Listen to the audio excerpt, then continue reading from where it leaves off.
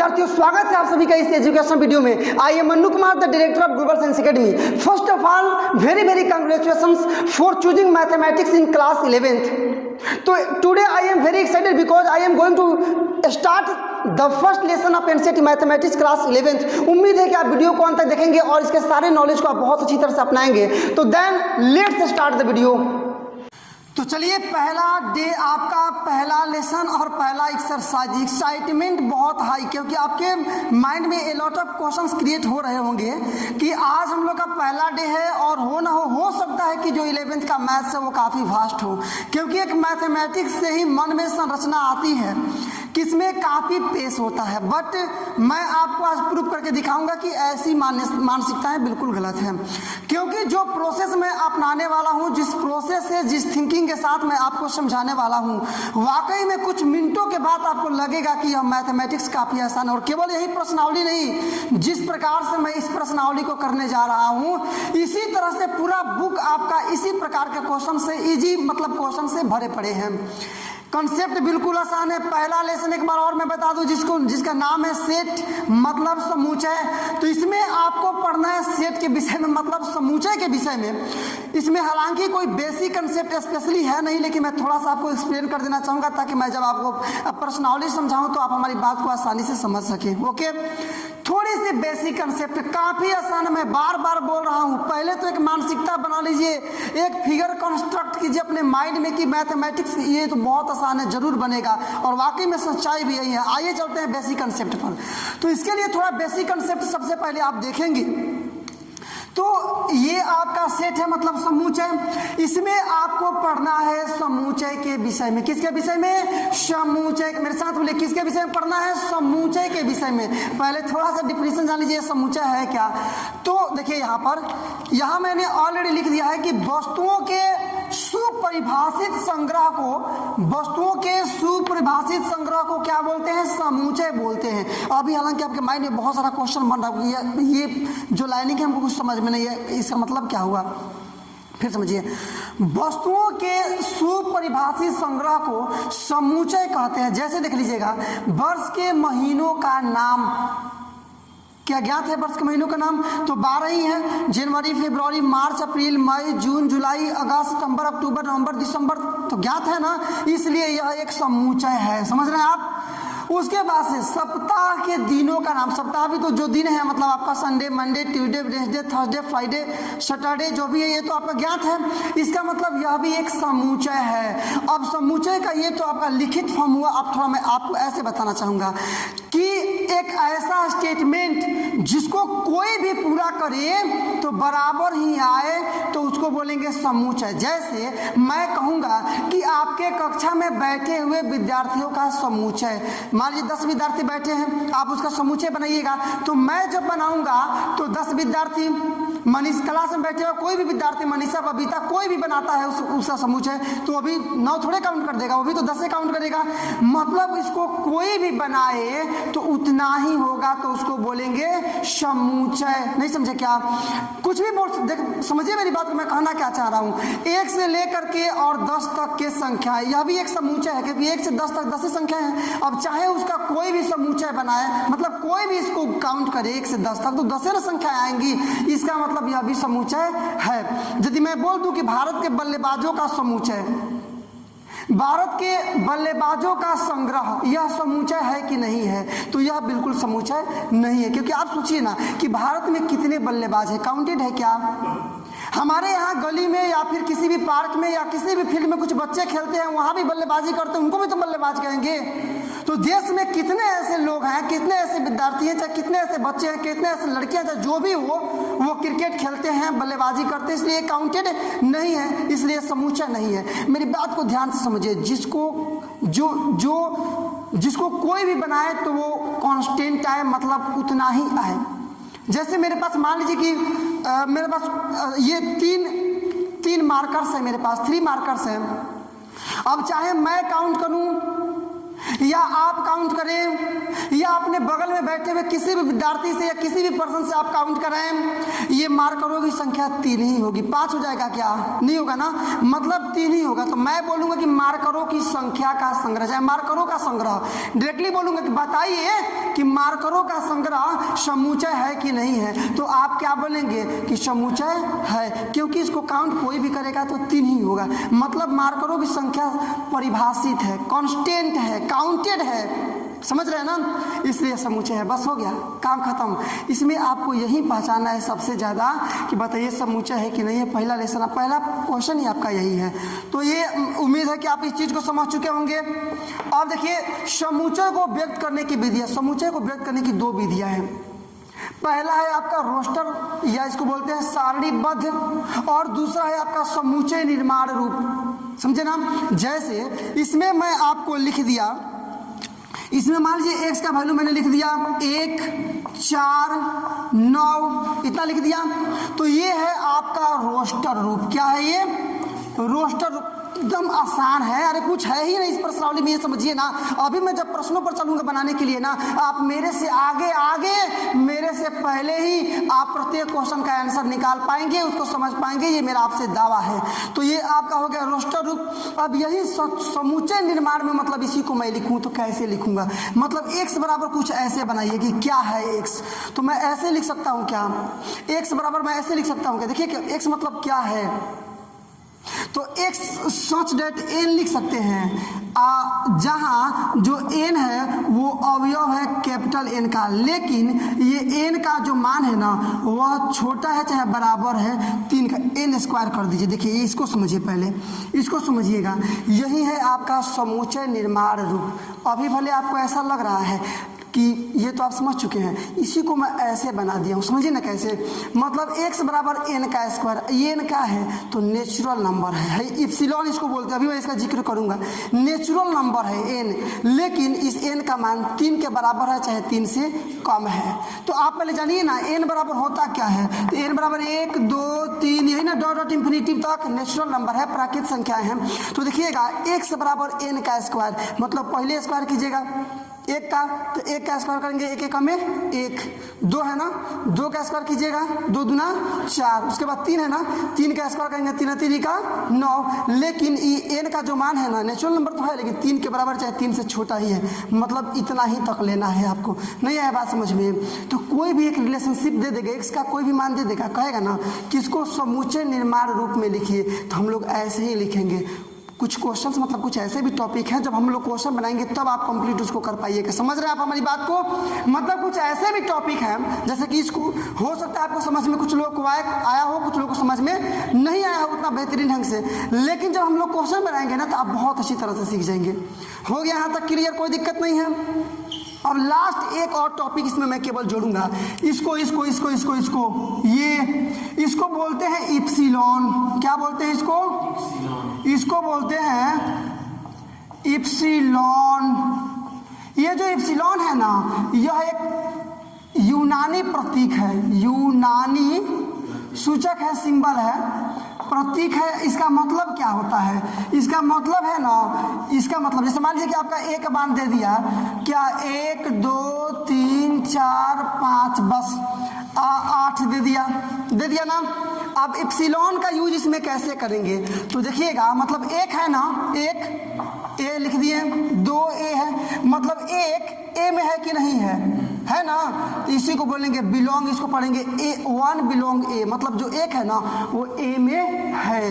2 ए वाले में है कि नहीं है, तो ये इप्सिलॉन लगा देंगे, मतलब 2 है ए में। इसी प्रकार से मान लीजिए दे दिया 9 और यहाँ दे दिया ए, 9 ए में है कि नहीं है, नहीं है ना, अरे 8 तक ना है, तो इसको काट देंगे। इस यही यूज है इसका, और कुछ नहीं, बिलोंग टू का यही यूज होता है। मान लीजिए दिया आपका 8 और कहेगा बताइए कि ए में है कि नहीं है, तो है ना ए में, तो ऐसे कर देंगे, बस हो गया। मतलब एक क्वेश्चन आपका ऐसे है, एक आपका दे दिया है यहाँ पर, एक आप रिलेशन दे दिया है और बोल रहा है कि रिक्त स्थानों को पूर्ति कीजिए, मतलब इसको भरिए चाहे इसको भरिए। तो यदि इस लाइन में ये वाला वैल्यू है तो ये वाला वैल्यू ये है, तो इसको ये वाला मार्क्स लगाएंगे, और यदि नहीं है तो ये वाला लगाएंगे, बस काम कंप्लीट।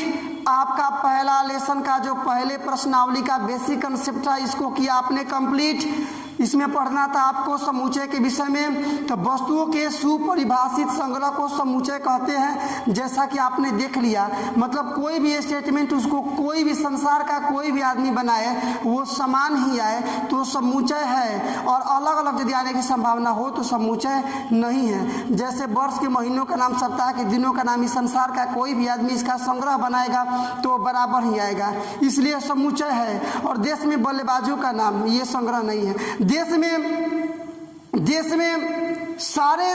देश में 10 सजीवों का संग्रह, तो 10 सजीव अब मैं बनाऊंगा तो हो सकता है मैं मनुष्य को लूँ, उसमें कुछ 10 को लिख दूँ, और आप बनाए तो कुछ ऐसा ले ले जिसमें मनुष्य का नाम नहीं आए, चाहे और भी कोई नया नया नाम आ जाए, तो इसका मतलब ये अलग अलग भी हो सकता है, तो वो समुच्चय नहीं है। बस अब चलते हैं आपके प्रश्नावली 1.1 का मिलाइए क्या बोल रहा है। यहाँ सेम जो मैंने अभी बताया आपको बेसिक कंसेप्ट में वही चीज़ें हैं यहाँ पे।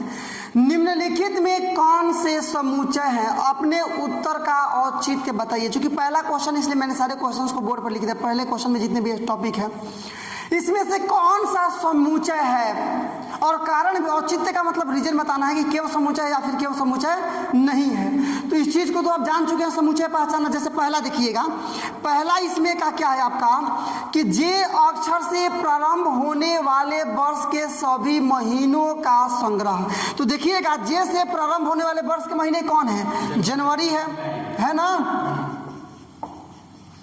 जनवरी है आपका। इसके बाद से फरवरी तो है नहीं, मार्च भी नहीं है, मतलब डायरेक्टली क्या है तो जून है। उसके बाद से क्या है तो जुलाई है, और है क्या अगस्त, सितंबर, अक्टूबर, नवंबर, दिसंबर, ये 3 ही महीने ना है जिसमें जिसका पहला लेटर जे है। तो इसको मैं संग्रह बनाऊं तो भी 3 ही आएंगे, आप संग्रह बनाएंगे तो भी 3 ही आएंगे। इस संसार का कोई भी व्यक्ति संग्रह बनाएगा कि साल के पहले साल के वे सारे महीनों का संग्रह जो कि जे से स्टार्ट होते हैं तो सेम ही ना आएंगे, जनवरी, जून, जुलाई, यही ना आएगा। इसका मतलब यहाँ लिख देंगे क्या कि अपरिभाषित है, मतलब ज्ञात है, अस्पष्ट है, अतः यह एक समुच्चय है। तो ये तो जो मैं आपको समझा रहा हूँ वो तो एक मौखिक फॉर्म हो गया, लेकिन आप इसको लिखेंगे कैसे? तो आपको ऐसे लिखना पड़ेगा कि वर्ष जे से प्रारंभ होने वाले वर्ष के महीने जनवरी, जून और जुलाई हैं, जो कि परिभाषित है, अतः यह एक समुच्चय है। नहीं लिख लेंगे, परिभाषित है, ये बार बार शब्द आपको लगाना है लिखते समय, परिभाषित। और यदि नहीं हो पाएगा तो परिभाषित नहीं है, मतलब अब लिखना स्टार्ट करते हैं। यहाँ से आपका स्टार्ट होता है सॉल्यूशन। देखिए पहले का मैंने जो बोला अब आप उसको बोलिए, लिखेंगे कि जे से प्रारंभ होने वाले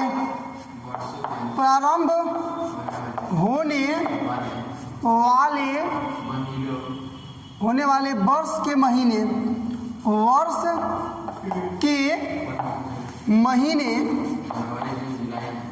महीने कौन कौन है? यहाँ अक्षर भी लिख सकते हैं।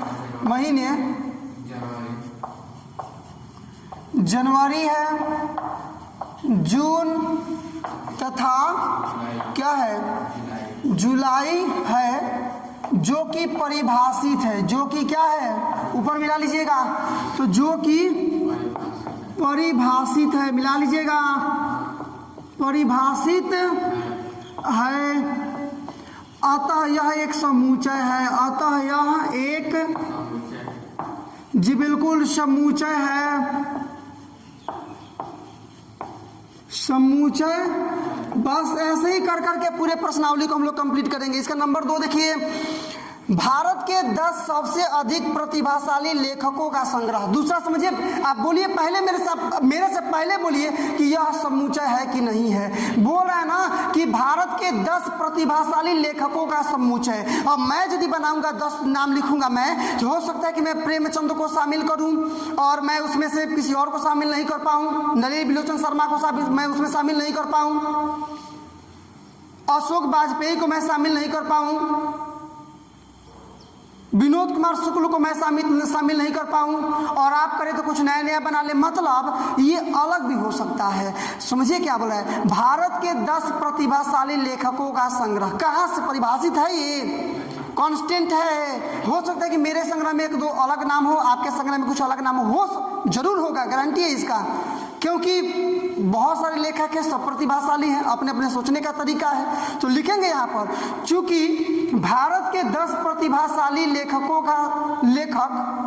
परिभाषित नहीं है, अतः यह एक समुच्चय नहीं है। बोलिए मेरे साथ और लिखिए भी। यहाँ लिखेंगे नंबर दूसरा में, भारत के 10 सबसे, ऐसे लिख देते हैं 10 सबसे अधिक प्रतिभाशाली, सबसे अधिक या बिल्कुल प्रतिभाशाली लेखक परिभाषित नहीं है। चलिए ना, प्रतिभाशाली लेखक क्या नहीं है, तो परिभाषित नहीं है, अतः यह एक समुच्चय नहीं है। अतः यह एक, जी बिल्कुल सोच रहे हैं आप सही, समुच्चय नहीं है। चलिए तीसरे पर चलते हैं। आप ऐसे ही कर करके हम लोग को पूरा कंप्लीट करना है यह प्रश्नावली। तो नंबर अब इसका थर्ड मिला लीजिएगा, क्वेश्चन की क्या है, मिलाइए ना नंबर थर्ड इसका देखेंगे तो देखिए यहाँ पर आपको क्या मिलेगा। बोल रहे कि विश्व के सर्वश्रेष्ठ 11 बल्लेबाजों का संग्रह। अब देखिए समझ गए, जैसे कि आप समझ चुके होंगे आप कि विश्व के सर्वश्रेष्ठ 11 बल्लेबाजों का यदि मैं सूची बनाऊं तो हो सकता है कि मैं अधिक से अधिक भारत के बल्लेबाजों को उसमें रखूं, या फिर विदेशियों में मैं अलग अलग अदर कंट्री के भी मैं यदि रखूँ प्लेयर्स को तो कुछ अलग अलग रख लूँ, और कोई और उस सूची को बनाए तो अपने हिसाब से जो उसके नज़र में सर्वश्रेष्ठ दिख रहा है उसको रख ले। इसका मतलब यहाँ भी जो संग्रह है वह परिभाषित नहीं है, इसका मतलब यह भी समुच्चय नहीं है। तो आप लिखेंगे ऐसे कि विश्व के सर्वश्रेष्ठ 11 बल्लेबाजों, चाहे 11 बल्लेबाज परिभाषित नहीं है, अतः यह एक समुच्चय नहीं है। आइए मेरे साथ लिखिए, क्या लिखेंगे हम लोग, क्वेश्चन उसी को पूरा करेंगे कि विश्व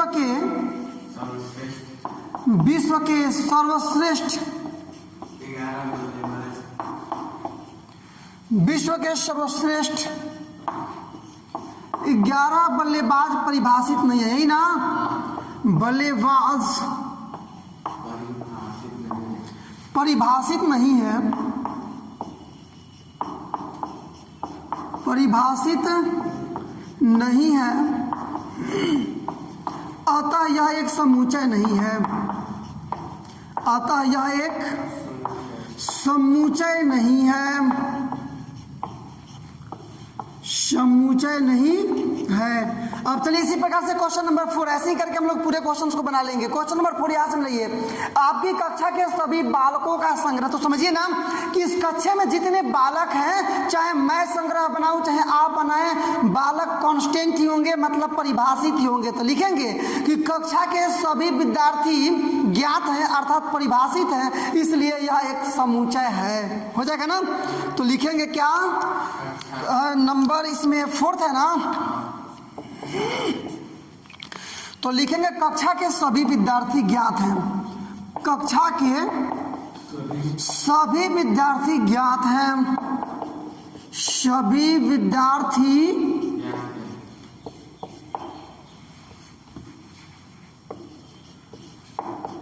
ज्ञात हैं अर्थात परिभाषित है ना जी, अर्थात परिभाषित है,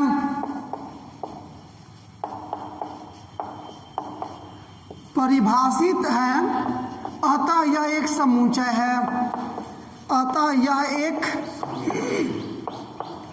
समुच्चय है। चलिए इसी प्रकार से क्वेश्चन नंबर इसका 5 मिला लीजिए, 100 से कम सभी प्राकृत संख्याओं का संग्रह। तो सबसे पहले प्राकृत संख्या जानिए होती क्या है, कि गिनती की संख्याओं को प्राकृत संख्या कहते हैं, मतलब 1 से लेकर के अनंत तक, लेकिन कह रहा है 100 से का मतलब 99 तक। तो लिखेंगे सबसे पहले कि 100 से कम प्राकृत संख्या 1, 2, 3, 4 ... 99 है, अतः यहाँ संख्याएं परिभाषित हैं, इसलिए यह भी एक समुच्चय है। समझिए ना आप कि मैं 1 से लेकर के 99 तक संख्याओं को गिनूं, या आप काउंट करें या कोई भी काउंट करे, यहाँ पर संख्याएं डेफिनिट है, मतलब निश्चित है, परिभाषित है, अतः यह भी एक समुच्चय है। क्या लिखेंगे, तो लिखेंगे नंबर यहाँ पर कि 100 से कम प्राकृत संख्याएं क्या क्या है 1, 2, 3, 4, डॉट डॉट डॉट 99 ना, क्योंकि 100 से कम है, जो कि परिभाषित है ना, जो कि परिभाषित है। अपने मन से कुछ सेंटेंस आप बना सकते हैं, या फिर हाँ ऐसे भी लिख सकते हैं, अर्थात परिभाषित है, दोनों चलेगा। अब आप अपने हिसाब से सेंटेंस को आप बना लीजिएगा। परिभाषित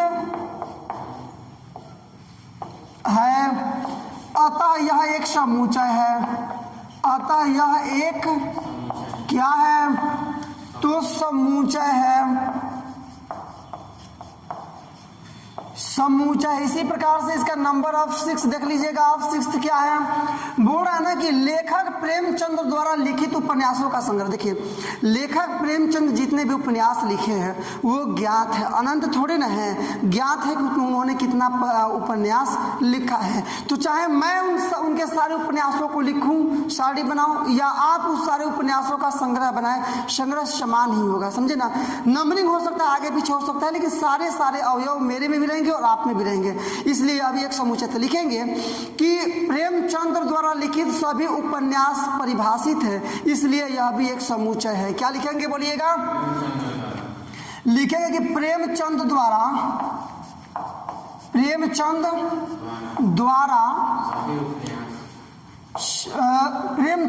किसी को हम लोग लिखित, प्रेमचंद द्वारा लिखित सभी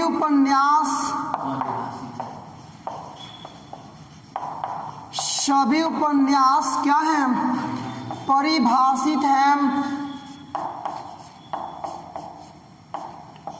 परिभाषित है, अतः यह एक समुच्चय है, अतः यह एक क्या है, तो समुच्चय है।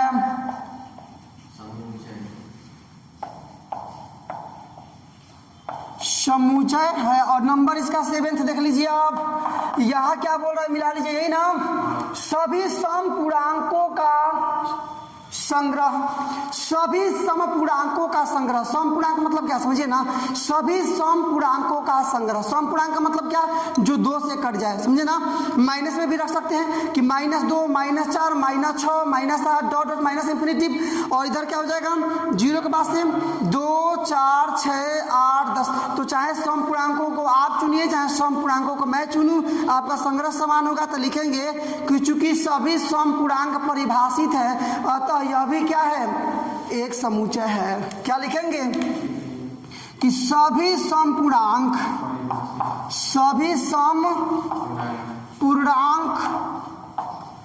परिभाषित है, परिभाषित है, अतः यह एक समुच्चय है, समुच्चय है। अब देखिए अगला क्या बोल रहा है, इसका अगला है ना, मिलाइए यहाँ पर, इस अध्याय में आने वाले प्रश्नों का संग्रह। देखिए इस अध्याय में जितने भी प्रश्न हैं, मैं भी काउंट करूंगा तो उतने ही होंगे, आप काउंट करेंगे तो उतने ही होंगे, किसी और से हम लोग काउंट कराएंगे तो भी उतने ही होंगे। मतलब इस अध्याय में जितने, जैसे मान लीजिए इस प्रश्नावली की बात करें 6 क्वेश्चन है, तो चाहे आप काउंट करें, चाहे मैं काउंट करूं, चाहे कोई भी काउंट करे, 6 ना होंगे। इसी प्रकार से इस अध्याय की बात कर रहा है तो भी प्रश्नों की संख्या काउंटेड है। तो लिखेंगे कि चूंकि इस अध्याय के सभी प्रश्न परिभाषित हैं, अतः यह भी एक समुच्चय है। इसी को पूरा कर लेंगे कि इस अध्याय में आने वाले प्रश्न परिभाषित हैं, इसलिए यह भी एक समुच्चय है। ठीक है ना। तो चलिए नंबर 8 में आपको क्या लिखना है, तो यहाँ से हम लोग स्टार्ट कर रहे हैं। लिखेंगे कि इस अध्याय में आने वाले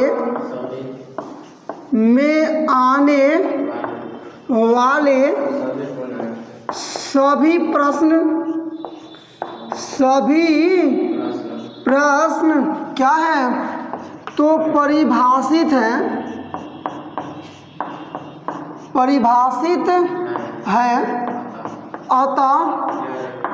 अतः यह एक समुच्चय है। यह एक क्या है कि समुच्चय है।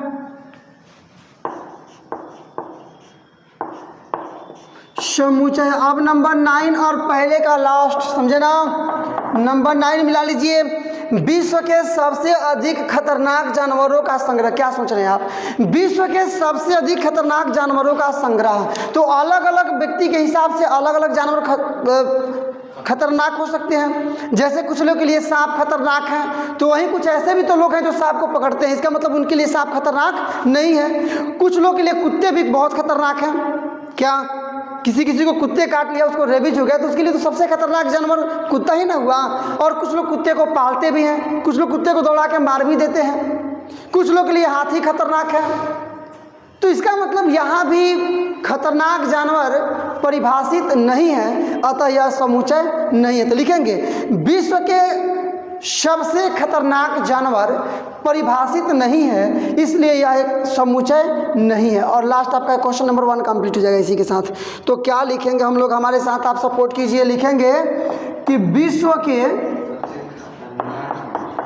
सबसे खतरनाक जानवर, सबसे खतरनाक जानवर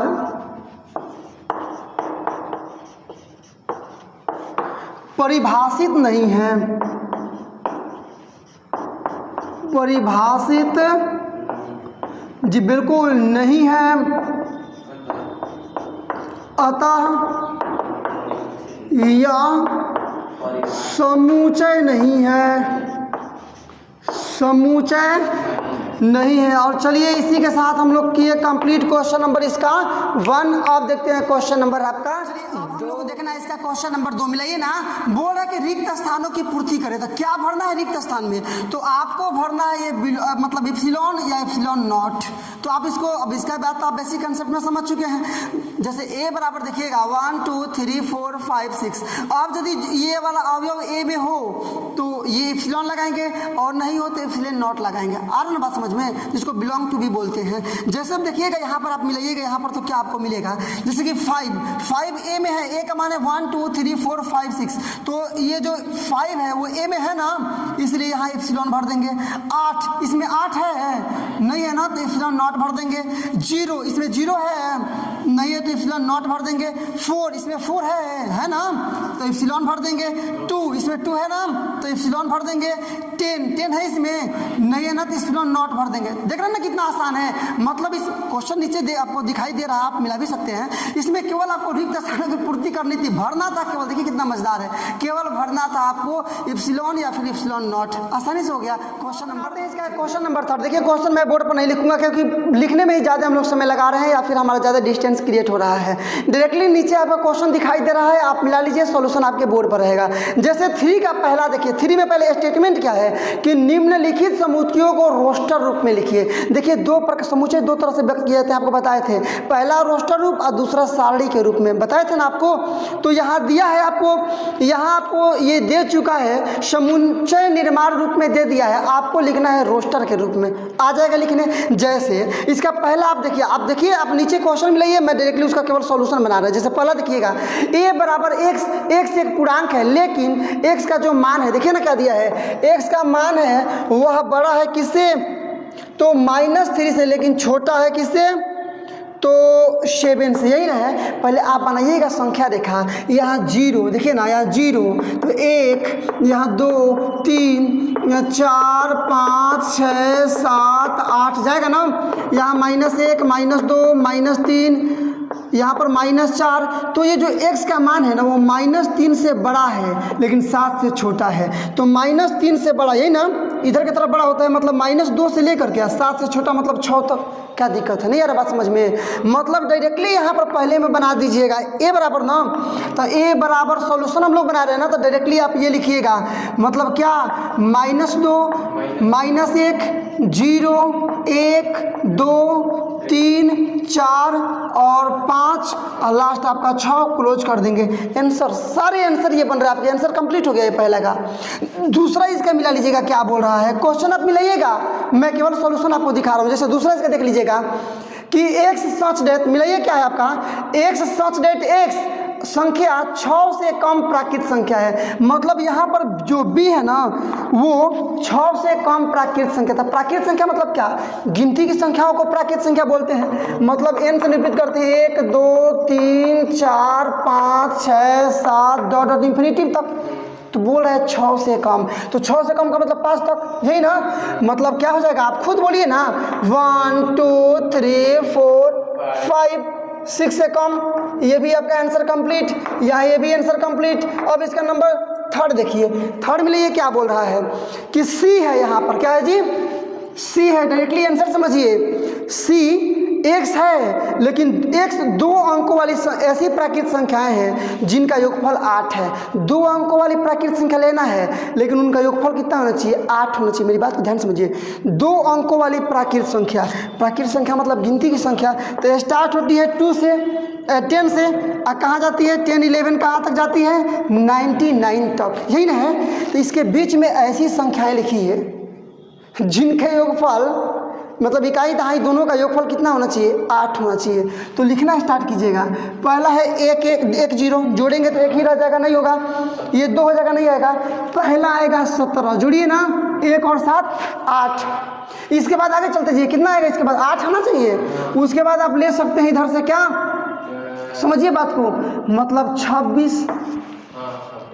अरे 10 से 20 में एक ही आ सकता है, 20 से 30 में एक ही आ सकता है जिसका योगफल 8 हो, 30 से 40 में एक भी आ सकता है, 40 से 50 में एक ही आएगा, 50 से 60 में एक ही आएगा। तो इसमें आ गया 17, इसमें आ गया 26। अब 30 से 40 में देखिए, मतलब आपका 35। उसके बाद देखिएगा 44 53 62, यही ना? उसके बाद 71 और उसके बाद से 80। और कोई संख्या है क्या इसके बीच में जिनको जोड़ने पर, दोनों अंकों को जोड़ने पर 8 है क्या? नहीं है ना? हो गया। कितना आसान प्रश्नावली है, मुझको तो वाकई में बहुत आसान प्रश्नावली लगता है। कुछ इसमें डेडिकेशन विशेष है ही नहीं, केवल फॉर्मेट पर चलते जाना है, दनादन पढ़ करके उसका आंसर लिखते जाना है। ये भी आपका आंसर हुआ कंप्लीट। नंबर अब इसका डी मिला लीजिए, नंबर इसका ये थर्ड था ना, अब फोर्थ में डी दिया है, ये फोर्थ है, यहाँ डी दिया है। डी में क्या बोल रहा है नीचे मिलाइए, क्या बोल रहा है डी वाला, मिलाइए ना नीचे। बोल रहा है कि डी बराबर एक्स सच डेट, मतलब एक्स एक अभाज्य संख्या है जो 60 की भाजक है। मतलब अभाज्य संख्या भी होना चाहिए, 60 से भाजक भी होना चाहिए। मतलब अभाज्य संख्या का मतलब क्या? जो किसी से नहीं कटे। जैसे मान लीजिए कि 2 हो गया, अभाज्य संख्या है ना, 3 हो गया, 5 हो गया, 7 हो गया, उसके बाद से 11 हो गया। अभाज्य का मतलब 9 मत दीजिएगा, 9 20 में, लेकिन अभाज्य नहीं है। उसके बाद से आपका 13 हो गया, ठीक है ना? तो ये अभाज्य संख्या होनी चाहिए, लेकिन ये 60 को डिवाइड करना चाहिए। मतलब 60 का भाजक हो जो 60 को कटा दे। समझ रहे हैं आप हमारी बात को ना? मतलब दोनों चीज़ होना चाहिए आपका, दोनों चीज़ आपका होना चाहिए। क्या कि 60 का भाजक भी होना चाहिए और अभाज्य भी होना चाहिए। तो पहला ये 2 है, 2 60 से कटा देगा, मतलब 2 डिवाइड कर देगा 60 को, 2 हो गया। उसके बाद 3 हो गया, उसके बाद 5 हो गया। उसके बाद अगला अभाज्य क्या है? 7 है ना, 7 60 को डिवाइड करेगा नहीं। उसके बाद से 11 हो गया, करेगा नहीं। उसके बाद 13 हो गया, करेगा नहीं। उसके बाद से 17 हो गया, करेगा नहीं। उसके बाद हो गया 19, करेगा नहीं। उसके बाद से 23 नहीं करेगा, 23 नहीं करेगा, 27 नहीं करेगा, 29 नहीं करेगा, 31 नहीं करेगा, 37 नहीं करेगा, 41 नहीं करेगा। समझ रहे हैं ना? मतलब डायरेक्टली इसके बाद से आ जाएगा 60 तो है ना, तो 60 तो आपका अभाज्य संख्या नहीं है। इसका मतलब केवल इतने ही होगा। ये आपके रहे आंसर, आप मिला सकते हैं। रोक लीजिए, अगला देख लीजिए। अब अगला मतलब कितना? इसका 5th। देखिएगा इसमें क्या है, इसमें ई बराबर दिया है ना, तो ई बराबर लिखा है ना ट्रिगोनोमेट्री, ये ना लिखा है ट्रिगोनोमेट्री है। तो इसमें कौन कौन से आपके अक्षर है लिख सकते हैं? तो स्टार्टिंग कहाँ से? टी से है ना, तो टी है। उसके बाद से क्या है? आर है। उसके बाद आई है। उसके बाद जी है। उसके बाद से ओ है। उसके बाद से एम है। उसके बाद से एन है। उसके बाद से देखिए ना, यही ना आपका है ट्राइगोनोमेट्री।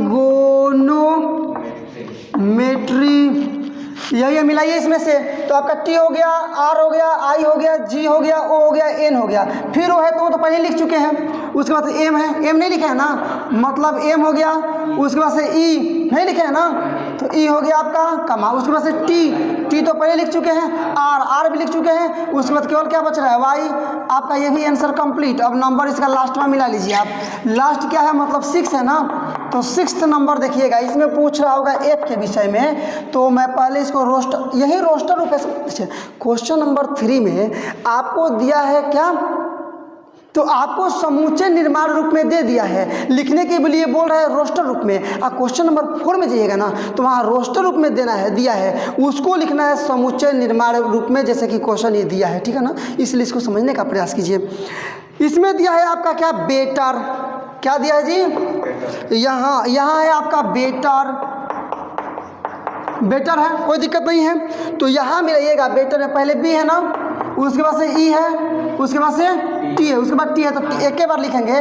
उसके बाद केवल आर है, बेटर। क्वेश्चन नंबर 3 का पूरा कंप्लीट किया। आपका बनाएंगे क्वेश्चन नंबर आपका 4। देखिए इसका क्वेश्चन नंबर 4 मिलाइए क्या बोल रहा है यहाँ ना। जैसे कि हम लोग स्टार्टिंग में ही बात की थी कि सेट्स 2 तरह से व्यक्त किए जाते हैं, एक रोस्टर रूप में और दूसरा क्या है आपका समूचे निर्माण रूप में। तो पहला समूचे, क्वेश्चन नंबर 3 यदि आप देखिएगा तो समूचे निर्माण रूप में दिया था, इसको हम लोग रोस्टर रूप में लिखे थे। और क्वेश्चन नंबर 4 जो है ना, वो रोस्टर रूप में दिया है, आपको समूचे निर्माण रूप में व्यक्त करना। मतलब क्वेश्चन नंबर 3 का जैसे आंसर लिखे हैं, इसका वैसे क्वेश्चन दिया है, और वहां पर जैसा क्वेश्चन था इसका आंसर वैसा आएगा, यही ना। तो यहाँ ना आपको सोचना होगा कि ऐसा रिलेशनशिप बनाए एक्स का जो कि इस पर बैठ जाए। जैसे मैं एक बना करके आपको दिखा रहा हूँ, इसका सॉल्यूशन देखिएगा।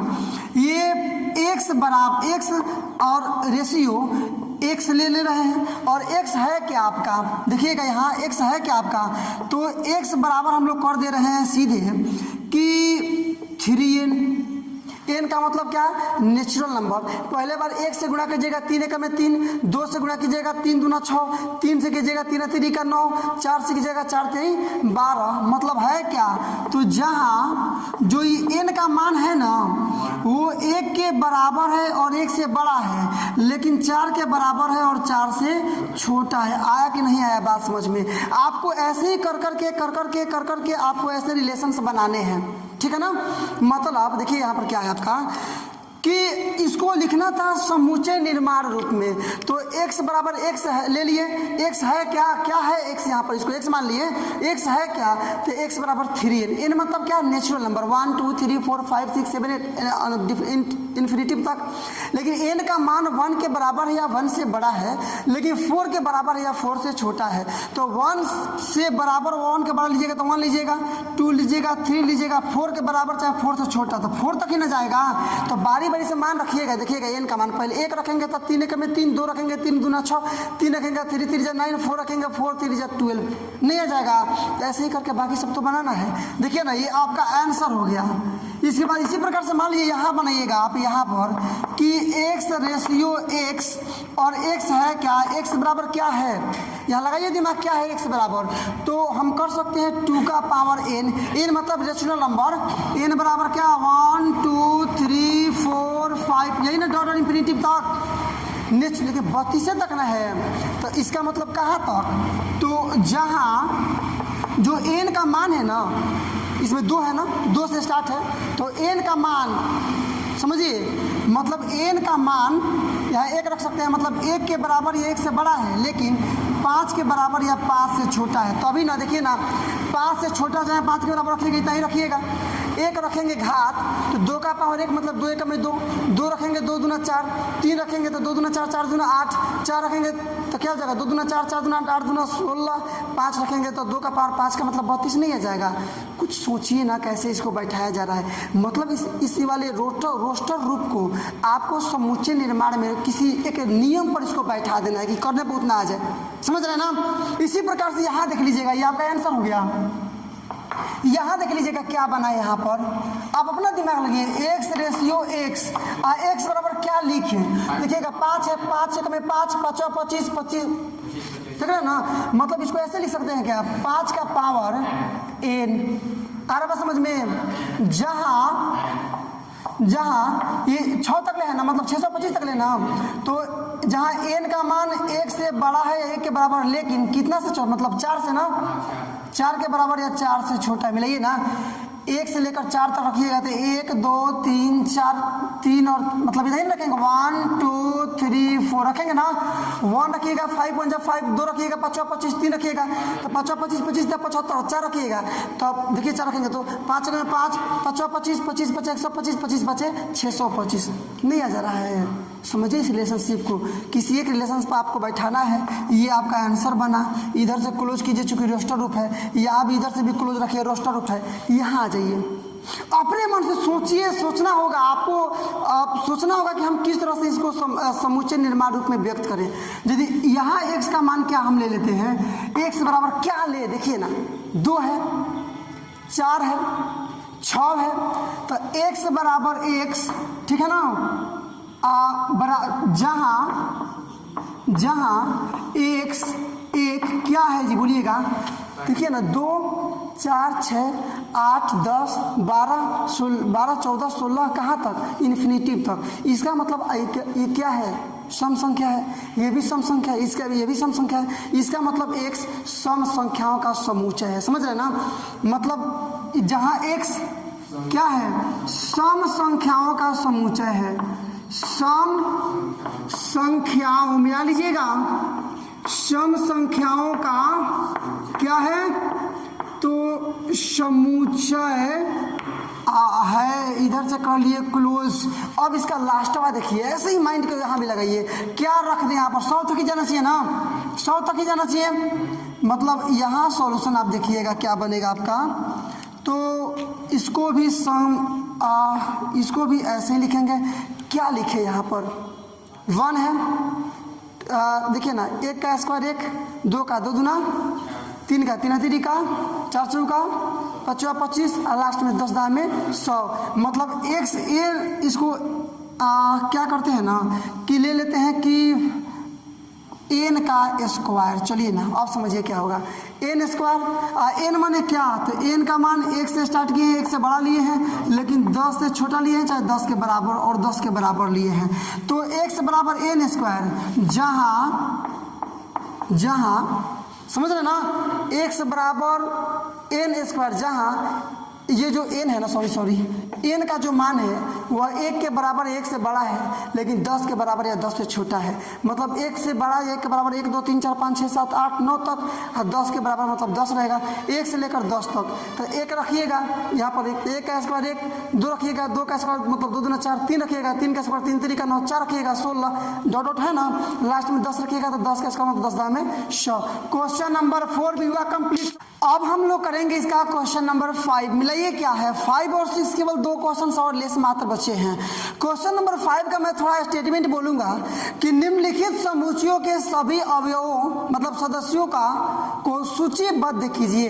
मतलब सूचीबद्ध का मतलब फिर वही होगा कि रोस्टर रूप में लिखिए। ये जो दिया है आपका स्टेटमेंट दिया है, इसको भी क्या करना है, फिर से आपको रोस्टर रूप में लिखना है। तो समझिए ना कितना, देखिए एकदम हम लोग लिखना है, डायरेक्टली हम लोग बनाएंगे इसके सॉल्यूशन को, ठीक है ना। सॉल्यूशन देखिए इसका, बोल रहा है कि x रेशियो x एक विषम प्राकृत संख्या है। विषम प्राकृत संख्या, पहले प्राकृत संख्या क्या होता है, 1 2 3 4 5 6, यही ना है प्राकृत संख्या, लेकिन इसमें विषम, विषम का मतलब जो 2 से नहीं कटे। तो देखिएगा मतलब a बराबर आपका हो जाएगा, प्राकृत संख्या का मतलब आप समझिए ना कि 1 2 3 4 होता है ना, विषम लीजिएगा तो 1 होगा, 3 होगा, 5 होगा ना, मैंने 1 3 5 7 कहाँ तक, तो इन्फिनिटिव तक लगा देते हैं, केवल डॉट डॉट डॉट, बन गया आंसर आपका। आया ना बात समझ में। अब देखिए क्वेश्चन नंबर इसका 2, जो b का वैल्यू है ना, डायरेक्टली सॉल्यूशन लीजिए आप कि b बराबर x रेशियो x, एक ये क्या है, पूर्णांक है, लेकिन x का मान, पूर्णांक मैंने समझ रहे हैं ना, ये आपकी संख्या रेखा हो गई 0, ये -1 -2 -3, इधर लीजिएगा तो 2 3 ये 4 5 मतलब 6 और भी आते जाएगा, इधर भी एरो है, इधर भी एरो है। तो x का मान -1/2 से बड़ा है, लेकिन 9/2 से 1/2 का मतलब -0.5 और 9/2 का मतलब क्या 4.5, तो ये दोनों के बीच में है ना। तो यहाँ से लेकर के ये 1 से कम है, मतलब यहाँ से पकड़ लीजिए, यहाँ से ले लीजिए, यहाँ से लेकर के 4.5 से का मतलब 4 तक ले, यहाँ तक ले, क्योंकि 5 तक तो जाएंगे नहीं। अरे 4 के बाद 5 ही ना है, 4 के बाद 5 तक तो आपको नहीं जाना, अधिक से अधिक यहाँ तक जाना है, इसका मतलब यहीं पर रुक जाएंगे। तो इससे ज़्यादा मतलब यहाँ से लेकर के और यहाँ मतलब 0, 2, 3 और 4 आएगा आपका। क्या आएगा 0 के बाद से 1, यहाँ 1 है, ये 1, 2, 3 और 4, बस हो गया आपका आंसर। इतने आसान तरीके से हम लोग आंसर मेंटेन कर रहे हैं। नंबर तीसरा देखिएगा, ये एक पूर्णांक है लेकिन एक्स स्क्वायर का जो वैल्यू है ना 4 से कम है या 4 के बराबर है। तो यहाँ क्या कर देंगे, c बराबर हम ले लेते हैं, x का स्क्वायर करने पर 4 के बराबर आएगा, नहीं तो 4 से छोटा आएगा, तो -2, क्योंकि स्क्वायर करेंगे तो प्लस में 4 होगा, -1 स्क्वायर करेंगे 4 से कम ही होगा, उसके बाद से 0 स्क्वायर करेंगे 4 से कम ही होगा, 1 स्क्वायर करेंगे 1 मतलब x स्क्वायर मतलब 1 का स्क्वायर मतलब 4 से कम ही होगा, ये 2 का स्क्वायर करेंगे 2 दूना 4, 4 के बराबर होगा, 3 लेंगे तो 3 3 से 9 बड़ा हो गया ना, मतलब इतना ही आपको लेना होगा। ये आपका आंसर हुआ कंप्लीट। इसके बाद से नंबर 4 देख लीजिए, ये लोएल मतलब शब्द का अक्षर है, तो यहाँ डी में लीजिएगा, शब्द का अक्षर है ना, मतलब सबसे पहले एल है, उसके बाद ओ है, उसके बाद वाई है, उसके बाद से क्या है ए है ना, अब फेल एल है, तो एल तो हम लोग पुनः नहीं लिख पाएंगे क्योंकि पहले एक बार लिख चुके हैं। ये आपका आंसर कंप्लीट। नंबर इसका 5th देख लीजिए, x वर्ष का एक महीना है जो 31 दिन का नहीं है, तो उन महीनों का नाम लिखेंगे जो 31 दिन का नहीं होता है।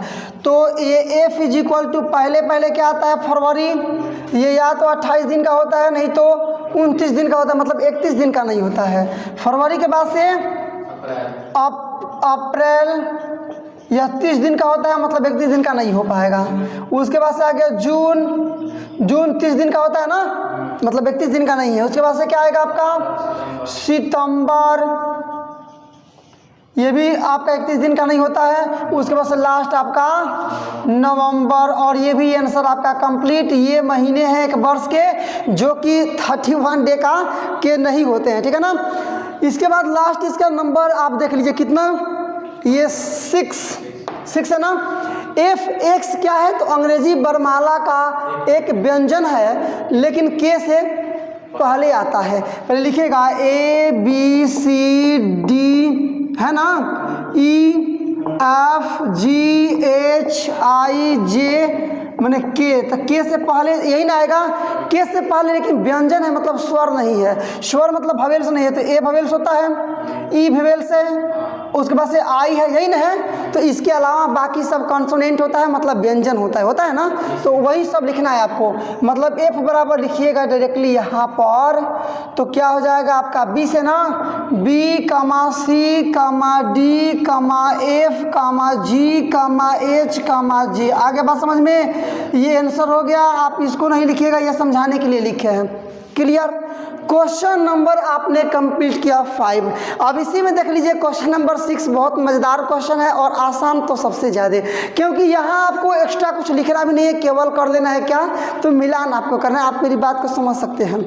देखिए बोल क्या रहा है कि बाईं ओर रोस्टर रूप, ये बाईं ओर है, ये रोस्टर रूप है में लिखित और दाईं ओर समूचे निर्माण में वर्णित समूचियों का सही मिलान कीजिए। समझ सकते हैं आप। तो यहाँ से मिलाना स्टार्ट कीजिए। पहले कभी भी मिलाइएगा ना तो ये समूचे निर्माण विधि से मिलाइएगा। x एक अभाज्य संख्या है और वह कितना 6 का भाजक है। मतलब अभाज्य का मतलब अपने सिवा किसी और से नहीं कटेगा, लेकिन 6 का भाजक मतलब 6 को कटा देगा, मतलब उसके पहाड़ा में 6 आता है। तो देखिए ना यहाँ पर, यहाँ तो 6 हो गया, ये तो खुदे ये भाज्य संख्या हो गया। अभाज्य लेना है ना, मतलब अभाज्य भी होना चाहिए और 6 को डिवाइड भी करना चाहिए। तो ये वाला 2 अभाज्य संख्या मतलब केवल 2 से ही करता है। 3 ये भी अभाज्य संख्या केवल 3 से ही करता है, और दोनों के टेबल में 6 आता है, मतलब दोनों 6 का भाजक है। मतलब इसको मिला देंगे नंबर ए से। क्लियर। दूसरा देखिए, x एक संख्या 10 से कम और विषम प्राकृत संख्या। प्राकृत संख्या का मतलब क्या? 1 2 3 4 5 6 7 8 9 तक ही लेना है, क्योंकि 10 से कम। अब ये 1 से लेकर 9 तक में विषम संख्या। विषम संख्या क्या हो जाएगा? 1 3 5 7। तो मिलाइए ना, कहाँ है आपका? 1 3 5 7 9, क्योंकि 10 से कम। तो ये आपका चला गया यहाँ पर ना, ये इससे मिल गया। उसके बाद आइए नंबर सी में, x एक प्राकृत संख्या है और 6 का भाजक है। मतलब प्राकृत संख्या का मतलब 1 2 3 4 5 6 तकले है ना, और 6 का भाजक है मतलब क्या है कि उसके टेबल में 6 आएगा, मतलब वो 6 को डिवाइड कर देगा। तो देखिएगा यहाँ अब तो यही ना बच रहा है, 1 भी प्राकृत संख्या है, 2 भी प्राकृत संख्या, 3 भी प्राकृत संख्या और 6 भी प्राकृत संख्या। 1 से भी 6 डिवाइड होगा, 2 से भी 6 डिवाइड होगा, 3 से भी 6 डिवाइड होगा, और 6 से तो डेफिनेटली 6 डिवाइड होगा ही होगा। मतलब इसका मिल गया सी से। और लास्ट आपका बच रहा है, देखिए ना, मैथमेटिक्स शब्द का एक अक्षर है, तो यही ना है। अरे एम है तो एम है, ए है, आप मिला सकते हैं, सारे अक्षर इसमें हैं, इसलिए इसको मिला देंगे लास्ट वाले से। तो इस प्रकार से काफ़ी आसानी से, काफ़ी इंटरेस्ट के साथ और काफ़ी उत्साहवर्धक तरीके से हम लोगों ने आपके कक्षा मतलब 11th का जो फर्स्ट लेसन है सेट्स, उसका प्रश्नावली 1.1 पूरी तरह से कंप्लीट किए। उम्मीद है कि आपको बहुत बेहतरीन से समझ में आया होगा। जहाँ कोई दिक्कत हो आप वीडियो स्किप कर, वहाँ पर स्टॉप करके फिर से आप उसको समझने का प्रयास कीजिएगा, और उसके बाद भी कोई समस्या हो तो आप कमेंट कर सकते हैं। डेफिनेटली आपके कमेंट्स का आंसर देने का प्रयास किया जाएगा। तक देखने के लिए आपका बहुत बहुत धन्यवाद। ऐसे ही लगातार नॉन स्टॉप और हाई लेवल एजुकेशनल वीडियो को पाते रहने के लिए सब्सक्राइब कर डालो इस वर्ड लेवल एजुकेशनल चैनल को। और यदि आपने चैनल को सब्सक्राइब कर लिया तो वाकई में आपने काफी उत्साहवर्धक, उत्तेजक और प्रेरक कार्य किया है। अब एक काम और आपको करना है, लाइक करो इस वीडियो को, ताकि पता चले कि दुनिया को इस प्रकार की वीडियोज लाइक हैं। और इसके बाद से all your social media group like WhatsApp, Facebook, Instagram इत्यादि पर शेयर करो इस वीडियो को, ताकि पता चले कि दुनिया को अब पता चले कि इस प्रकार के एजुकेशनल वीडियो अब यूट्यूब पर आने स्टार्ट हो गए हैं। और बोर्ड एग्जामिनेशन की तैयारी करने वाले विद्यार्थी घर पर बैठ करके ही उत्साहवर्धक और संतोषजनक तैयारी कर सकते हैं। तो चलिए आज के लिए बस केवल इतना ही। मिलते हैं अब अगले वीडियो में कुछ नए प्रश्न के साथ, कुछ नए एनर्जी के साथ, कुछ नए मुद्दे के साथ। तब तक के लिए बेस्ट ऑफ लक। जय हिंद।